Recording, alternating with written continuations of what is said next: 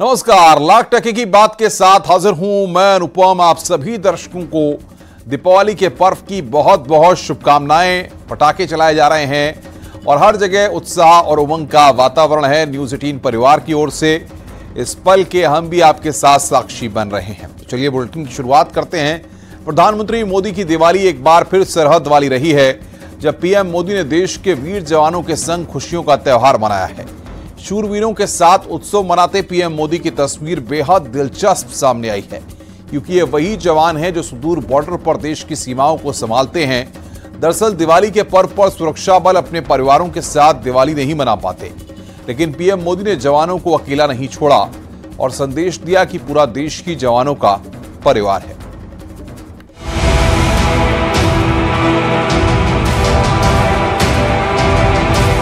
आप जानते हैं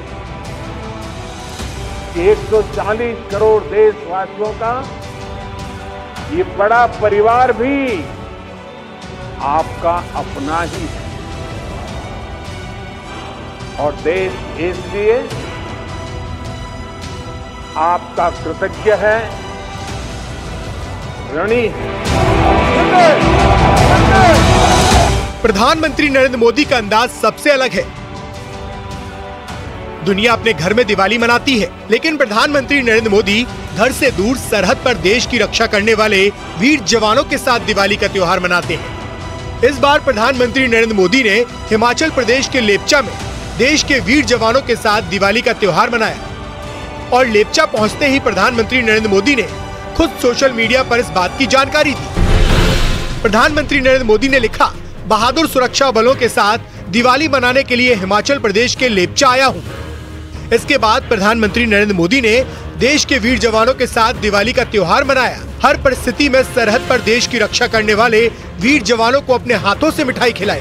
प्रधानमंत्री ने जवानों के साथ ग्रुप फोटो क्लिक भी करवाया। इसके बाद जवानों का मनोबल बढ़ाने के लिए उनको संबोधित भी किया। परिवार की याद हर किसी को आती है, लेकिन आपके चेहरों पर इस कोने में भी उदासी नजर नहीं आ रही है। आपके उत्साह में कमी का नामो निशान नहीं है। उत्साह से भरे हुए हैं, ऊर्जा से भरे हुए हैं, क्योंकि आप जानते हैं कि 140 करोड़ देशवासियों का ये बड़ा परिवार भी आपका अपना ही है। जवानों को संबोधित करते हुए प्रधानमंत्री नरेंद्र मोदी ने कहा कि ये उनके लिए सौभाग्य की बात है कि वो देश की रक्षा करने वाले वीर जवानों के साथ दिवाली का त्योहार मना रहे हैं। हालांकि ये पहली बार नहीं है, क्योंकि प्रधानमंत्री नरेंद्र मोदी हर बार देश के वीर जवानों के साथ दिवाली का त्योहार मनाते हैं। साल 2014 में प्रधानमंत्री ने विश्व के सबसे ऊंचे युद्ध क्षेत्र सियाचिन में दिवाली का त्योहार मनाया था। साल 2015 में पंजाब के अमृतसर, साल 2016 में हिमाचल प्रदेश के किन्नौर, साल 2017 में जम्मू कश्मीर के गुरेज, साल 2018 में उत्तराखंड के केदारनाथ, साल 2019 में जम्मू कश्मीर के राजौरी, साल 2020 में राजस्थान के जैसलमेर, साल 2021 में नौशेरा और पिछले साल 2022 में प्रधानमंत्री नरेंद्र मोदी ने केंद्र शासित प्रदेश लद्दाख के करगिल में दिवाली मनाई थी। और इस बार प्रधानमंत्री नरेंद्र मोदी ने हिमाचल प्रदेश के लेपचा में वीर जवानों के साथ दिवाली का त्योहार मनाया। कि 140 करोड़ देशवासियों का ये बड़ा परिवार भी आपका अपना ही है और देश इसलिए आपका कृतज्ञ है, ऋणी है। इसलिए दीपावली पर हर घर में एक दिया आपकी सलामती के लिए भी जलता है। इसलिए हर पूजा में एक प्रार्थना आप जैसे वीरों के लिए भी होती है। 2014 में पहली बार नरेंद्र मोदी ने प्रधानमंत्री पद की शपथ ली थी। तब से लेकर आज तक फिर चाहे कोई भी परिस्थिति क्यों ना हो, लेकिन प्रधानमंत्री नरेंद्र मोदी सरहद पर जवानों का हौसला बढ़ाने और उनके साथ दिवाली का त्योहार मनाने जरूर पहुंचते हैं। और प्रधानमंत्री नरेंद्र मोदी का यही अंदाज उन्हें दुनिया से अलग बनाता है। वंदे वंदे भारत माता की।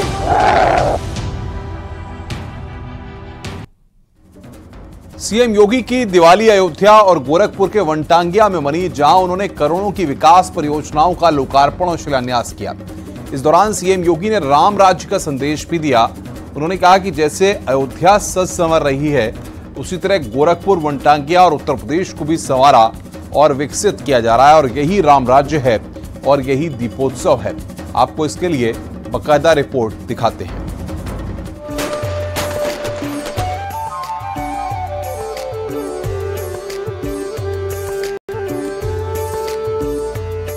सीएम योगी की वनटांगिया वाली दिवाली अद्भुत, अकल्पनीय है, क्योंकि वनटांगिया ही वो जगह है जिसके दिल में योगी बसते हैं, जहां योगी को बच्चे टॉफी वाला बाबा कहकर बुलाते हैं। यानी वो समाज जिसका दशकों तक कभी किसी ने कुछ नहीं किया, लेकिन योगी ने ही उनके उद्धार की कहानी लिखी और यहीं एक बार फिर वो दिवाली मनाने अपनों के बीच पहुंचे।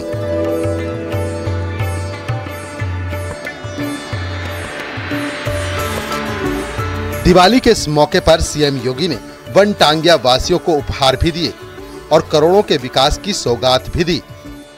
उन्होंने वनटांगिया गांव में 153 करोड़ रुपए की लागत की 52 विकास परियोजनाओं के लोकार्पण और शिलान्यास किया और दिवाली के मौके पर संदेश भी दिया। आज से 6 वर्ष पहले क्या कोई सोचता था कि अयोध्या में भगवान राम का मंदिर बन पाएगा? एक सपना था, लेकिन आज मंदिर बन ही नहीं रहा है। अब तो बल्कि राम मंदिर के निर्माण के साथ साथ रामलला के विराजमान के लिए तिथि भी तय हो गई है। और ये संपूर्ण भारत में अकेले ही नहीं, दुनिया के अंदर सनातन धर्मावलंबी और भारतवासी जहां कहीं भी रहता है, उसके लिए गौरव की अनुभूति करने वाली तिथि है।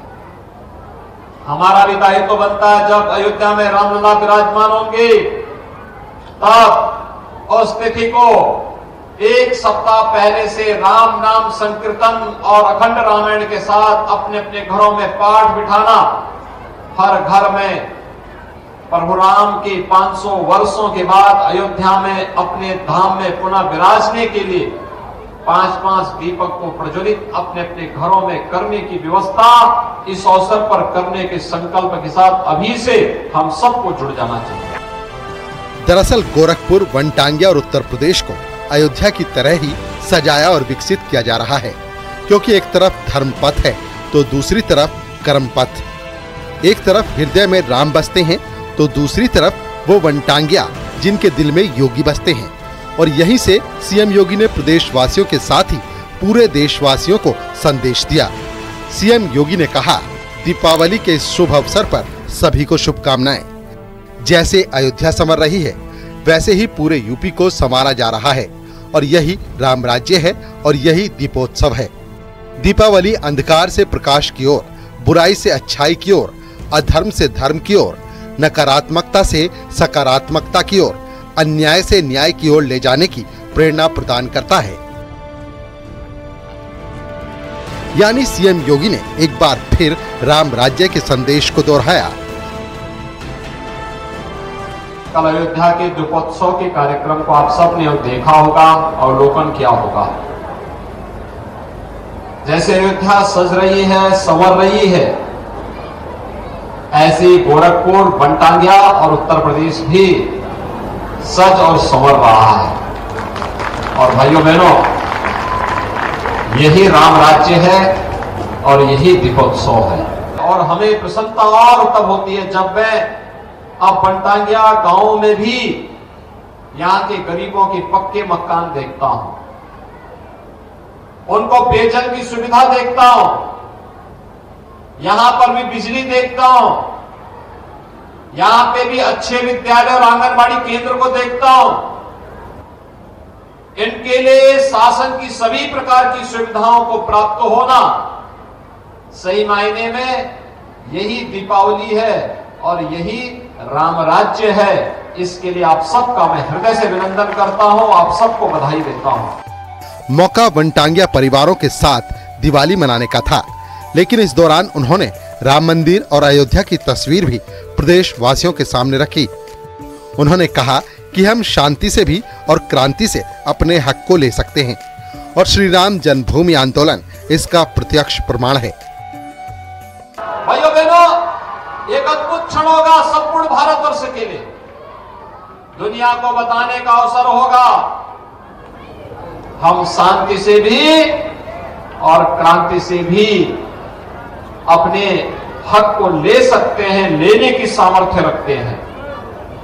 अयोध्या से राम जन्मभूमि आंदोलन, से राम जन्ममुक्ति आंदोलन इसका उदाहरण है। चाहे अयोध्या का उद्धार हो या फिर वनटांगिया परिवार, सीएम योगी की दिवाली खास रही। उन्होंने राम राज्य का संदेश भी दिया और विकास की बात भी की। और वनटांगिया गांव में 153 करोड़ की सौगात से एक बार फिर दशकों से उपेक्षित वनटांगिया समाज को विकास पथ पर आगे बढ़ाया। Bureau report, news 18।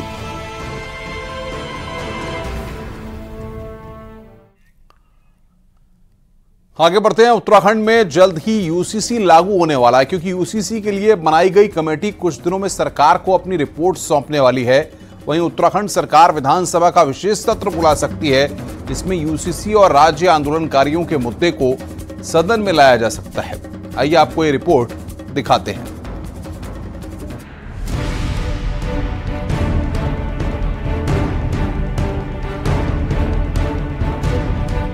उत्तराखंड को देश का ऐसा पहला राज्य बनाने की तैयारी है जहां समान नागरिक संहिता अधिकार लागू होगा। दिल्ली से लेकर देहरादून तक यूसीसी पर कई दौर की मीटिंग हो चुकी है, लेकिन अब खबर है कि सरकार दिवाली के बाद विशेष सेशन बुलाकर यूसीसी बिल को पारित करवाने की तैयारी में। सूत्रों के मुताबिक शुक्रवार को केंद्रीय गृह मंत्री अमित शाह ने भी यूसीसी पर मुख्यमंत्री धामी से बातचीत की है। देखिए, विधानसभा का सत्र विधानसभा अध्यक्ष जी जब भी आहूत करेंगे तो स्वाभाविक विषय रहते हैं कि सरकार द्वारा जो कार्य सदन के उपयोगी होते हैं और उस सदन पटल में लाया जाता है। निश्चित रूप से यूसीसी भी उसमें एक महत्वपूर्ण विषय है। विशेष सत्र बुलाने को लेकर सरकार में मंत्री मानते हैं कि कई बार मुख्यमंत्री धामी कह चुके हैं कि विशेष सत्र बुलाना पड़े तो बुलाया जाएगा और सरकार यूसीसी की पक्षधर है और इस पर जल्द फैसला लेंगे। इसके लिए अगर विशेष सत्र बनाना होगा वो भी बुलाया जाएगा, क्योंकि हमारी मंशा बिल्कुल साफ है। चुनाव से पहले माननीय मुख्यमंत्री जी ने घोषणा की थी कि हमारी सरकार आएगी जो यूसीसी लागू करेगी, तो भारतीय जनता पार्टी जो कहती है उसको करने में विश्वास। पिछले 2 साल से यूनिफॉर्म सिविल कोड पर सरकार की कवायद तेज है और अब कहा जा सकता है कि अब जल्दी यूसीसी पर तस्वीर साफ हो सकती है। न्यूज़ 18 के लिए देहरादून से भारती सकलानी की रिपोर्ट।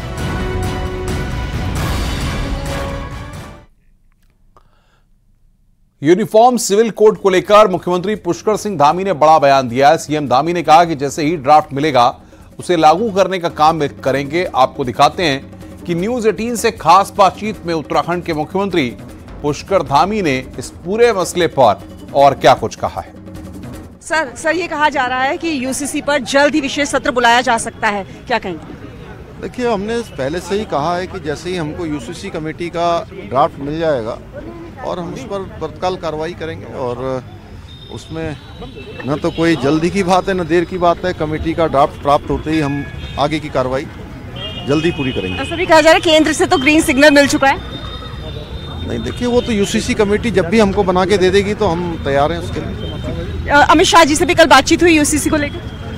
नहीं, जब तक ड्राफ्ट नहीं मिलेगा और ड्राफ्ट मिलते ही जो है मैंने कहा है कि हम उस पर कार्रवाई करेंगे और शीर्ष नेतृत्व का, हमारे सभी लोगों का उसमें हमको पहले से ही, चूँकि हमने अपने पार्टी का जो हमारा चुनाव के समय एक तरह से संकल्प था, वो संकल्प हमने उत्तराखंड की देवतुल्य जनता के सामने रखा था। उत्तराखंड की देवतुल्य जनता ने उस पर मोहर लगाई थी। हमारा शीर्ष नेतृत्व भी उसके लिए हमको पहले ही अपना आशीर्वाद दे चुका है शुक्रिया सर हमसे बातचीत करने के लिए। मुख्यमंत्री पुष्कर सिंह धामी को आप सुन रहे थे, जो कहते हैं जैसे हमें ड्राफ्ट मिलेगा उसे हम लागू करने की दिशा में काम करेंगे, और साथ ही साथ उन्होंने ये भी कहा कि जनता से जो वादा किया है वो सभी वादे हम पूरे करेंगे। कैमरा पर्सन राकेश रावत के साथ न्यूज़ 18 के लिए देहरादून से भारती सकलानी यूनियन।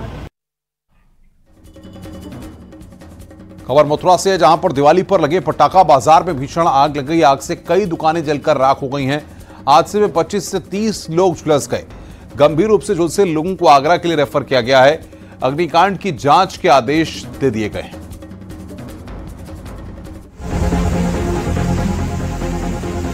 पटाखा बाजार में लगी भीषण आग। अग्निकांड में 25 से 30 लोग झुलसे। दर्द से तड़पते रहे लोग, नहीं पहुंची एम्बुलेंस। 30 मिनट में जल गया पूरा पटाखा बाजार। मथुरा में दीपावली पर सजे पटाखा बाजार में भीषण आग लग गई।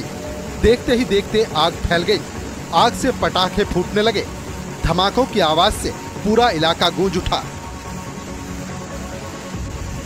बाजार में अफरा तफरी मच गई। आधा घंटे के भीतर पूरा पटाखा बाजार जलकर राख हो गया। अग्निकांड में कई बाइकें भी जल गई। आग की लपटों में घिरे कुछ लोग तो सकुशल बाहर निकल आए, लेकिन इस भीषण अग्निकांड में 25 से 30 लोग झुलस गए। आग में बुरी तरह झुलसे लोग दर्द से तड़पते रहे, मगर उन्हें अस्पताल पहुंचाने का कोई इंतजाम नजर नहीं आया। मौके पर ना तो एम्बुलेंस पहुंची और ना ही फायर ब्रिगेड की गाड़ियां। सिर्फ पुलिस की जीप ही रेस्क्यू में जुटी दिखी। 1 घंटे हो गया करीब। फायर ब्रिगेड क्या मौके पर आ गई? फायर ब्रिगेड यहाँ पर है नहीं, कल से यहाँ पर फायर ब्रिगेड भी नहीं है और पुलिस प्रशासन यहाँ पे लगातार पूरी तरह से काम कर रहा है। तो ना ही एम्बुलेंस आई है। 1 घंटा हो गया कॉल करे हुए एम्बुलेंस को, एक भी एम्बुलेंस अभी तक नहीं आ पाई। तो प्राथमिक स्वास्थ्य केंद्र बगल में वहाँ भी हमने फोन करा है, लेकिन अभी तक कोई भी एम्बुलेंस यहाँ पे प्रोवाइड नहीं कराई गई है अभी तक एक भी। और आपने देखा अभी अपनी प्राइवेट गाड़ियों से भिजवाए हैं। स्थानीय लोगों और स्थानीय पुलिस की मदद से झुलसे हुए लोगों को जिला अस्पताल ले जाया गया। हादसे में झुलसे लोगों में से 12 लोगों की हालत गंभीर है। गंभीर रूप से झुलसे लोगों को आगरा मेडिकल रेफर किया गया है। आतिशबाजी की दुकानें परमिशन के साथ लगाई गई थी। वहां पर 7 दुकानों में आग लगी है और दुकान में प्रथम दृष्टया ऐसा लगता है कि सामान निकालने के चक्कर में 12 लोग झुलस गए हैं, जिसमें 11 यहाँ जिला अस्पताल में आए थे, जिसमें से 8 यहाँ से एसएन मेडिकल कॉलेज के लिए रेफर किए जा चुके हैं। 3 का यहाँ ट्रीटमेंट चल रहा है। अगर जरूरत होगी तो इनको भी हम रेफर करेंगे। एक पेशेंट का इलाज जो है स्वर्ण जयंती हॉस्पिटल में चल रहा है। रुक रहे हैं यहां पर ब्रेक के लिए। ब्रेक के बाद खबरों का सिलसिला लगातार जारी है।